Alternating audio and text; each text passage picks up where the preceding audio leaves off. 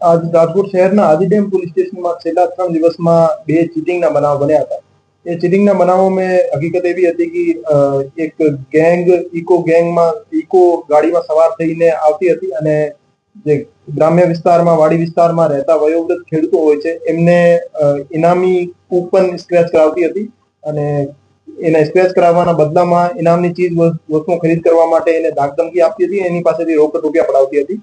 તો આ ગેંગને પકડવા માટે માનનીય સીપી સર રાજેશકુમાર જાસર અને એડિશનલ સીપી સર ચૈતન્ય મંડલિક સર દ્વારા ક્રાઇમ બ્રાન્ચને સૂચના આપવામાં આવેલ હતી.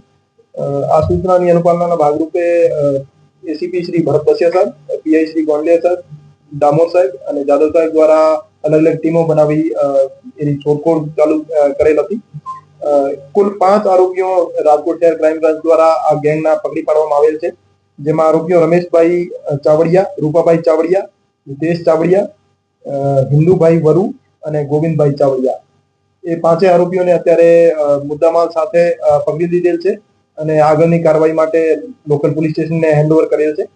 અને એમની એમો એવી હતી કે એ આ રીતના નીતિ સેલ્સ ઓફર નામથી સ્ક્રેચ કાર્ડ જે અભણ વયોવૃદ્ધ ખેડૂત હોય છે એમને બતાવતા હતા અને એમના ઉપર સ્ક્રેચ કરાવતા હતા અને સ્ક્રેચ કરાવ્યા પછી એમના જે એમની ઇનામની વસ્તુ લખેલી હોય જેમ કે મિક્સર લખેલું હોય તો એમને મિક્સર આપતા હતા. મિક્સરની કિંમત 1500 થી 2000 હોય છે અને એમની પાસેથી 15 થી 20,000 રૂપિયા પડાવતા હતા અને જે આ વસ્તુ લેવાની ના પાડે સામેવાળો ભોગ બનનાર તો એની ધાકધમકી આપી એમની પાસેથી જોર જબરદસ્તી બળજબરસ્તી રૂપિયા પડાવતા હતા.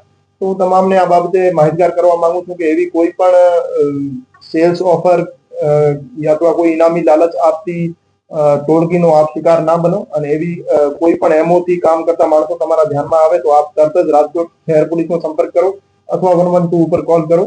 અને કોઈ પણ એવી ઇનામી સ્ક્રેચ કરતી કોઈ કંપની અથવા એના નામે તમને કૂપન સ્ક્રેચ કરાવે તો આપ એમની લોભામણી જે લાલચ ભરી યોજનાઓ છે એમાં આપ ઇન્વોલ્વ ના થાવ અને આપ તરત જ પોલીસનો સંપર્ક કરીને આપ એનાથી છૂટકો પામી શકો. એના વિરુદ્ધ 2 ગુના છેલ્લા 3 દિવસમાં રાજકોટ શહેરના જ આદિ ડેમ પોલીસ સ્ટેશનમાં દાખલ થયેલા છે. આ સિવાય પણ એક પણ કોઈ ગુનો દાખલ થયેલો નથી, અરજી થયેલી છે.